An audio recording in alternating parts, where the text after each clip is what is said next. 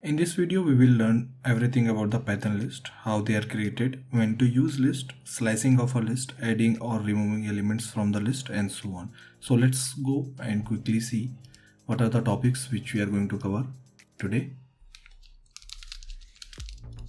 So these are the topics which we are going to talk about in this video. So we'll talk about the list, how to create list, how to access the element from the list, how to add or change that element from the list, how to delete or remove elements from the list, and we'll briefly talk about the list comprehension. So that is an advanced topic. I just wanted to give you some brief introduction about the list comprehension. So later on when you learn about the list comprehension, that would be a very easy for you. And we will also see the list membership, how to use the list with the for loop, and how to check that particular element is present inside the list or not. So we are going to see that, right? So let's get started.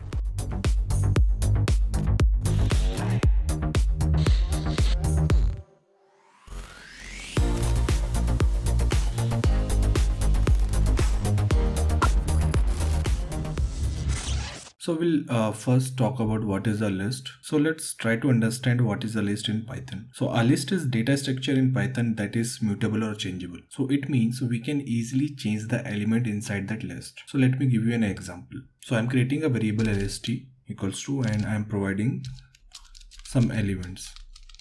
So these are the random elements. So how we define a list? So lists are defined by having a values between square brackets. So these are the values. We have provided some values 1, 2, 3, 4, 5, and these values are inside these square brackets. So let's understand when to use list. So whenever you need an order sequence of items, for example, if you want to store some song in a playlist, or if you want to store some browser bookmarks, or your email and so more. Now let's see how to create a list. List is created by placing all the items inside the square brackets and separated by comma, which we have already seen, right?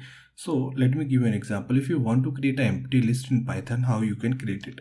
So you just create a variable. In this example, I'm creating a variable called lst equal to and square bracket. So in this way, you can create an empty list. So we are not providing any element or items inside that square bracket. Now let's create a list with integer values.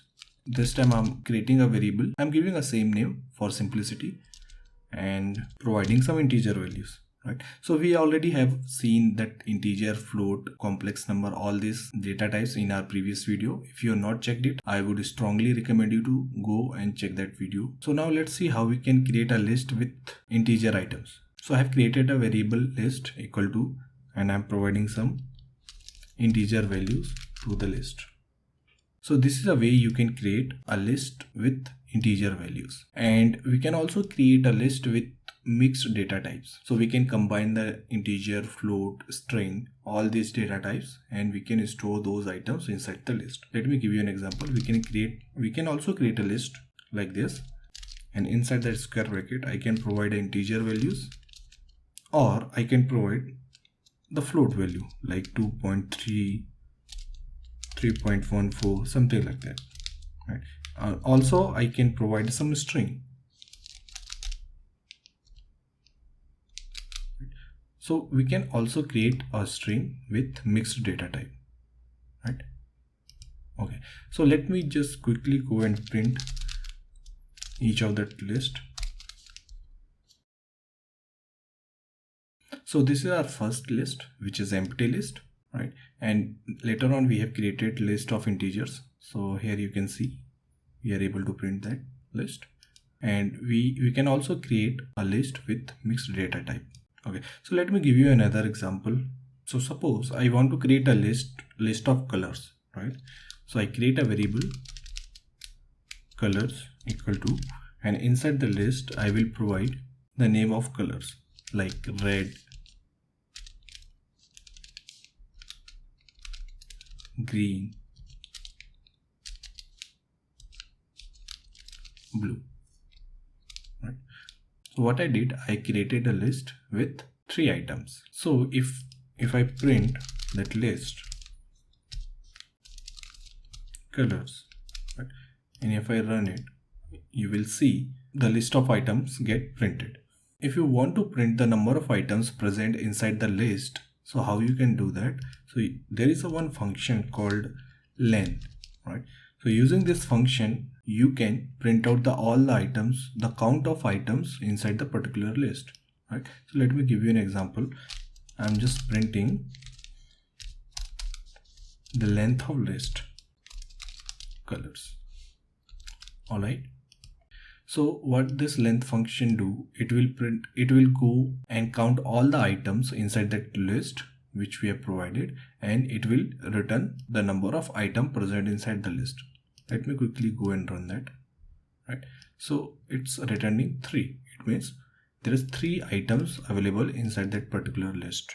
So there is a quick note or quick tip for you. So I am creating another variable called b equals to, and I'm assigning that color list into a b. So what is happening here? So you might think while assigning that list to another variable, it will create a new list inside the memory, right?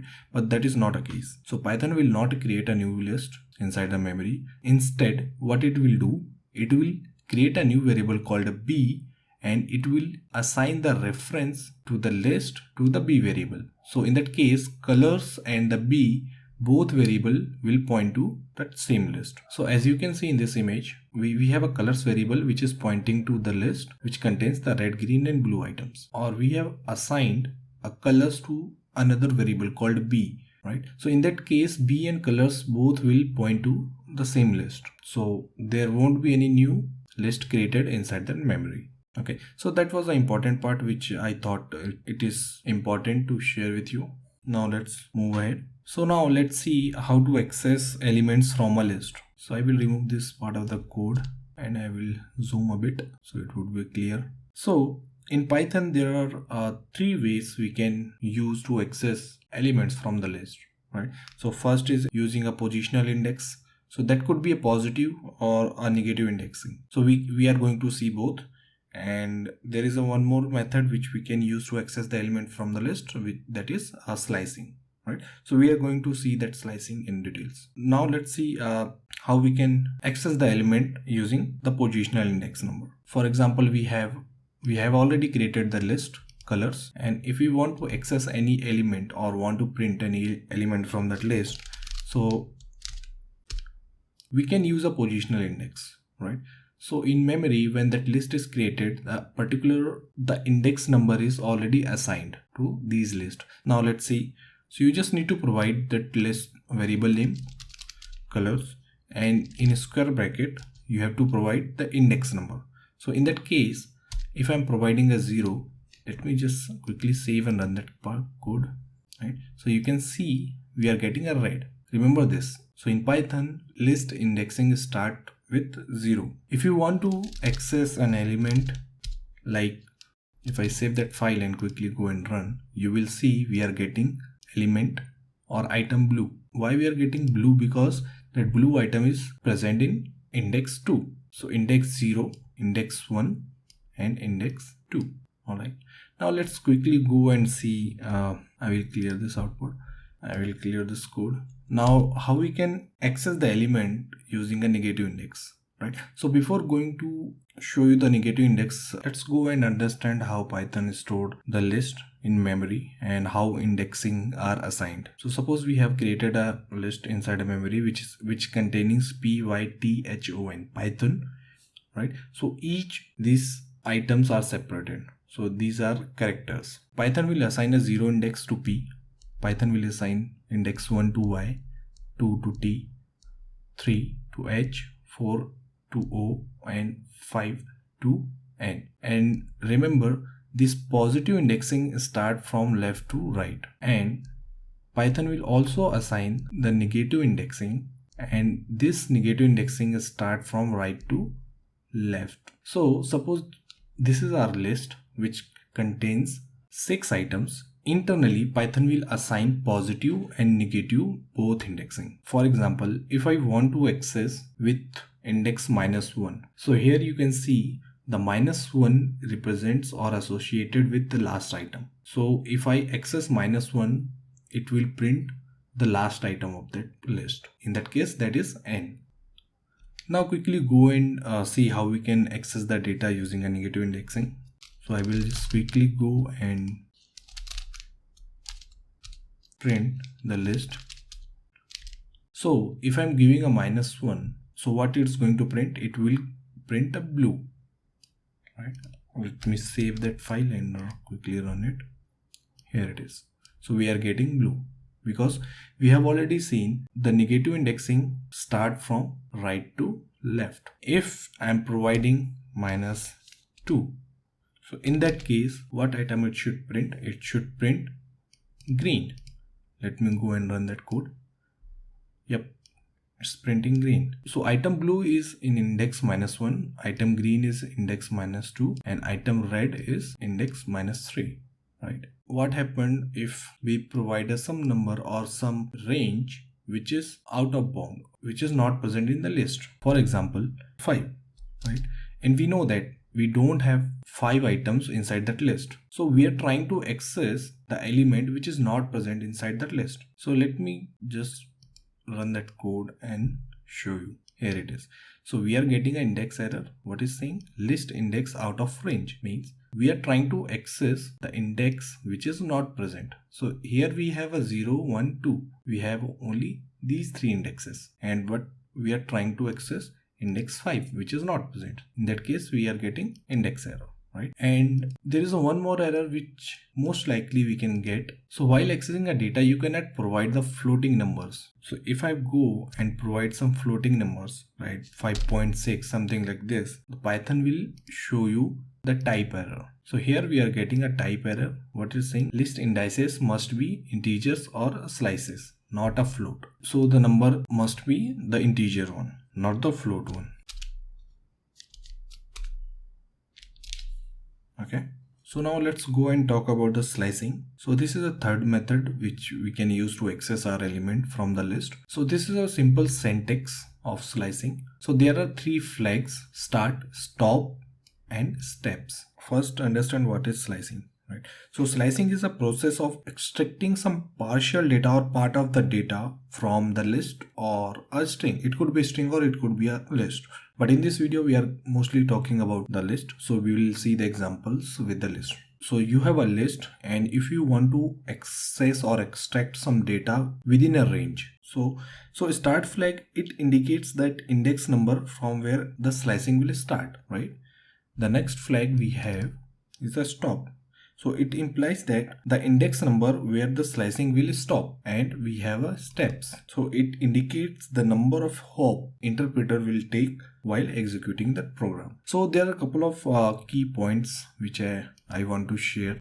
So the things you must take care while using the Python slice operator. So the first point is each of the flag are separated by colon sign, and all the flags must be inside the square bracket. And the next point is each flag should be in integer format. You cannot assign any float value for these flags. The next point is each of these flags are optional. So because all these flags are optional, you are free to skip any of them. In case if you skip flag, then Python interpreter will use the default values, right? So the default value for start is 0, and the stop value last index of list or string, and the step is 1. So these are the default values for start, stop, and steps flag. If you don't provide any of these value, Python will consider the default values, right? So always start flag will start with the 0 index. The stop will consider the last index of that particular list or a string, and the steps would be 1. So these are the default values. So I will just quickly go and create a list which contains some integer numbers.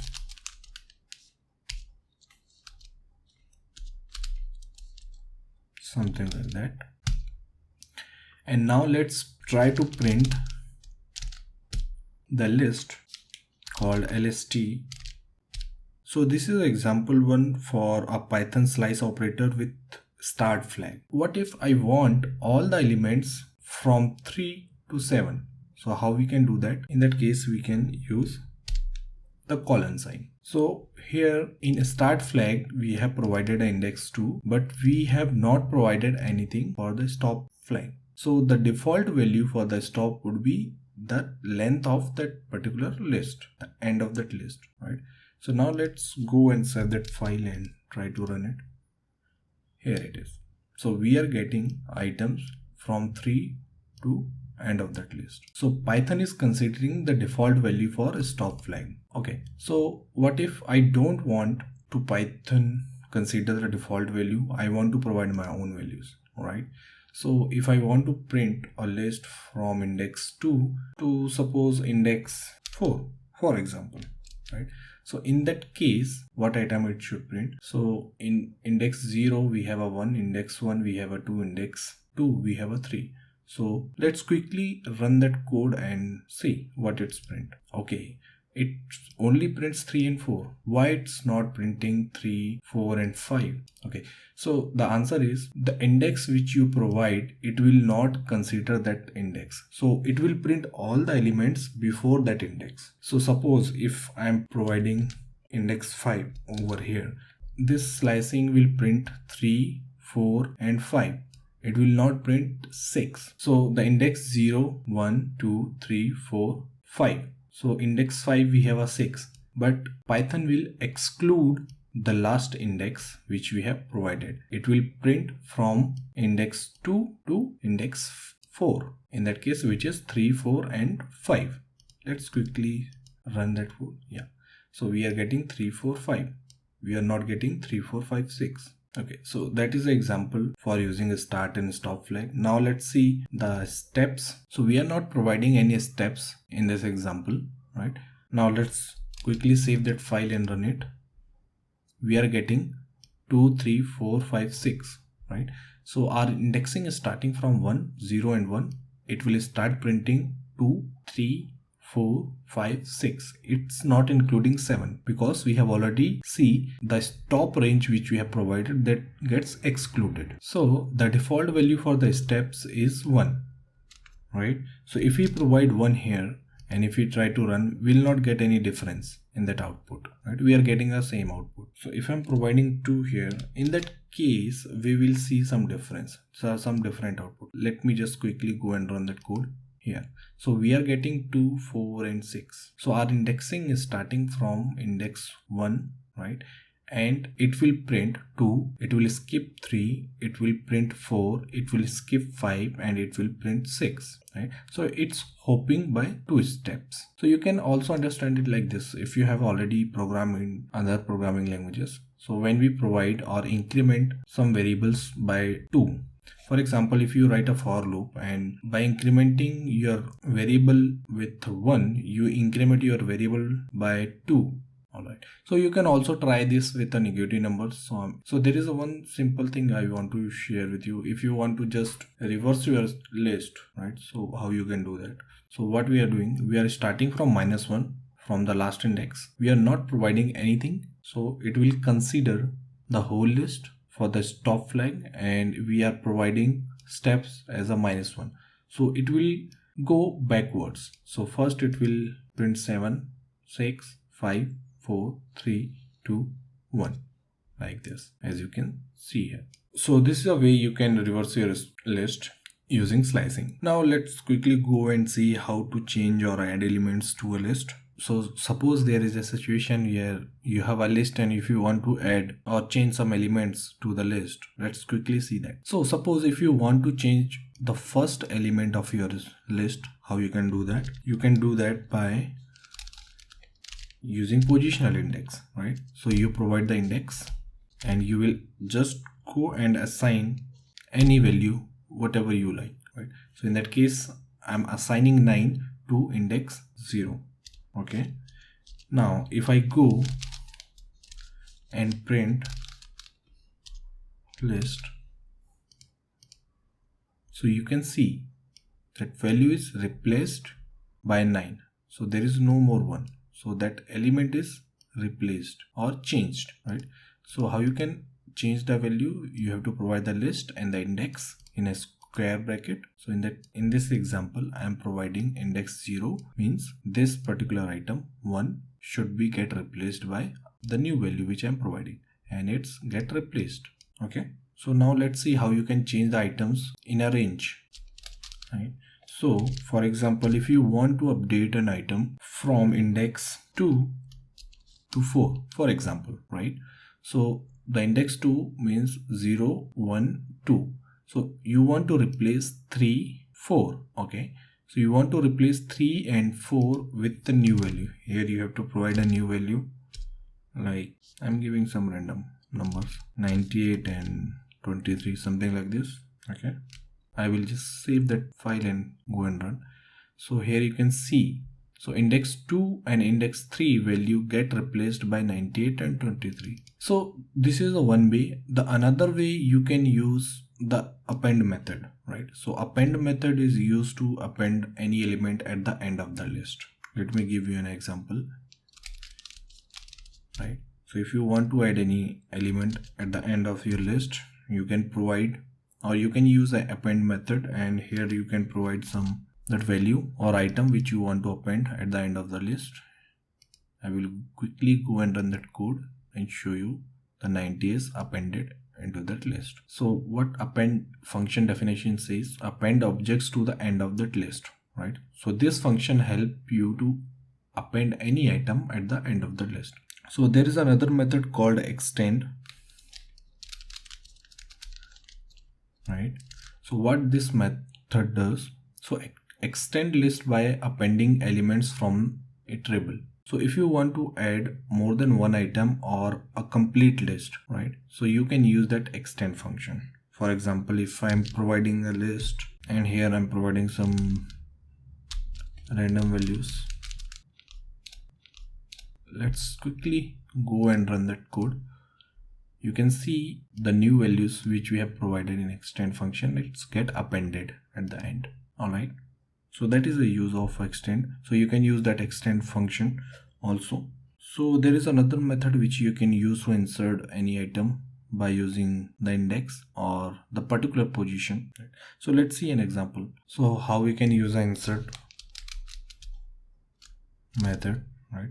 The insert object before index, right? So insert function expecting the index, that should be an integer, and any object which we want to insert in that particular index, right? So we have index 0, 1, 2, 3, 4, 5, 6, right? So within this range we can use, so for example, index 0, I want to insert 100, for example, right? Now let's quickly go and run that. So as you can see, it inserted the value 100 in index 0. It's not deleted the previous value which was in index 0. It just inserted. The first argument is for that index number and it should be int. You cannot provide any float number or something like that. It should be integer and that value which you want to insert. So now let's try.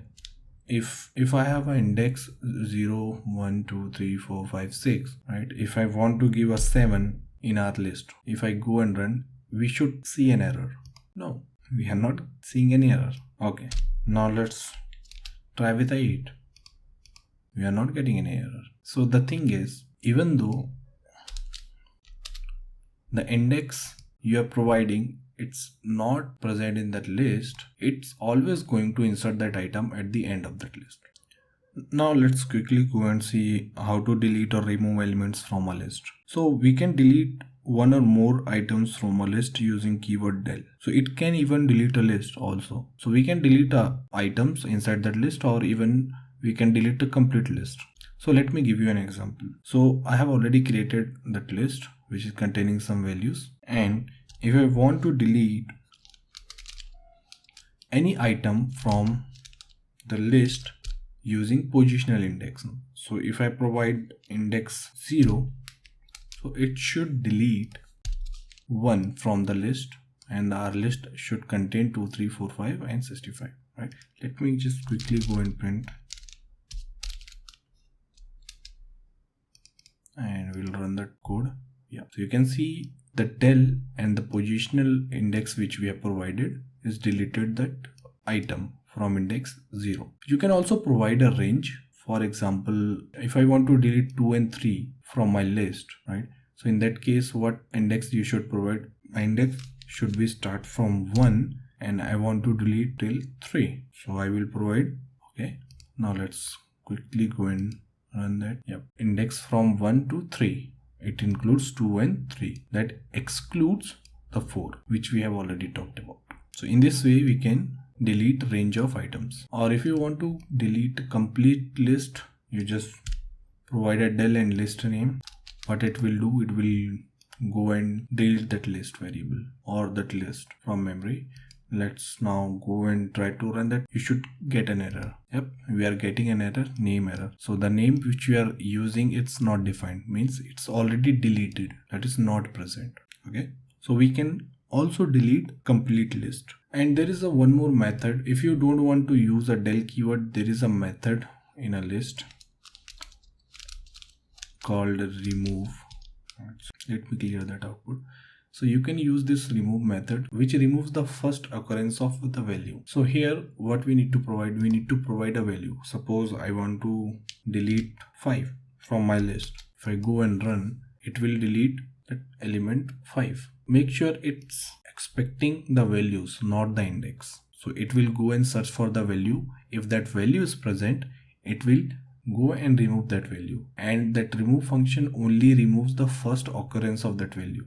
Let me give you an example. Suppose I have a 5 here and 5 here, for example, right?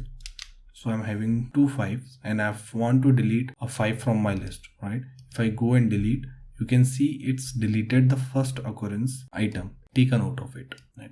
So there is one more method which you can use called a clear method. So the clear method will just clear all the items from that list, and let me go and save that and run that file. So all the items are gone, but it's not deleted the list. It just removed that items from that list. Okay. All right. So these are the ways which you can use to delete or remove elements from the list. Now let's go and quickly see the list comprehension. List comprehension is an elegant and concise way of creating a list or new list. So here I have already written down a program, right? Simple program to build a list with value 0 to 9. So suppose I want to build a list which should contain a value from 0 to 9, right? So for now, if you're not aware of the for loop in Python, don't worry about it. I'm going to cover it. So I just wanted to cover the list comprehension. So that requires the for loop. That's why I have to include it in this example. Otherwise, I'm going to skip it. But I thought it would be a good idea to give you some overview of list comprehension. So later on when you learn, you will understand it very quickly. So that is same is for I equals to 0, I is less than 10, and I plus plus, right? So this is the same like, so in Python we have declared a for loop, right, which will iterate 10 times from 0 to 9, and we are appending a value from 0 to 9 to empty list, right? And we are just printing that list.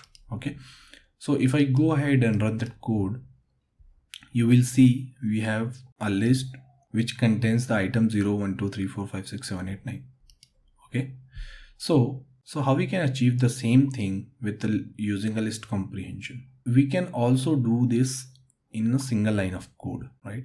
So here I have already written that code. Okay, so if I go ahead and run that, here we are also getting the same thing. We are also creating a list which is containing 0, 1, 2, 3, 4, 5, 6, 7, 8, 9 values. So instead of writing these number of lines of a statement, we have just achieved it in a single line with less code. Okay, so now let's go and visually understand what is happening inside the Python. Okay, so here is our code. As you can see, this is a code which we are tracking, and this is our execution point. So I will trace that code one by one, step by step, and let's see what is happening. So we are creating an empty list where, right, which is pointing to the empty list objects there. So there is nothing is created as of now in memory, right? and our tracking point is in the for loop, right? If we go, we can see the I value will get increased by 1 every time, right? So it's increased, and what it does, it went here and appended that I. So I was 0, it was appended 0 to that list, and that variable is now pointing to that list which is containing 0, right? So in this loop we'll iterate, I will become a 1, and now what we are doing, we are going to append that 1 to that list which is here. So that is appended. Okay, now I will become a 2, right? So these steps we are going to follow until we reached 9. Now our pointer comes to outside of that for loop, right? And here we are just printing that list. So as you can see, we are getting 0, 1, 2, 3, 4, 5, 6, 7, 8, 9. Okay, so this is the way which we have seen. Now let's see the list comprehension which we have written down. Let's see what is happening. Now the I has become 0. Okay, so in list comprehension, what we are doing, we are iterating that loop inside that list, right? So as you can see, we have written our for loop inside that list, the square brackets. Okay, so the for loop will execute one by one. So I is 0, I will become 1, 2, 3, 4, 5, 6, 7, 8, 9. Okay, when it becomes 10, the condition get false, and the each value of I which was present while executing for loop, it will assign those values and append those values inside that list. So the var1, this variable which we have created, will now point to the new list. Okay, all right. So it might be confusing in this stage of point if you are not aware of Python list comprehension, but don't worry, I'm just trying to give you some overviews, and if you're not getting it, don't worry about it. Okay, so now let's go and quickly see how to iterate through a list using a for loop, right? So for example, you have a list, and if you want to print all the items one by one, right? So how you can do that? So you can do that using a for loop, right? So you can print item. So in for loop, I'm extracting all the items one by one, which I will store inside that item variable. So I'm giving a for item in lst list. I'm providing a list, and I'm just printing item, right? Now let's see what it prints. So it prints green, blue, and red. Or suppose you have a situation where you want to check that particular item is available inside your list or not. So how you can do that? You can use that membership function called in keyword. So if you want to check print, suppose if you want to check green in LST, it's showing true because that green is present inside that list. Suppose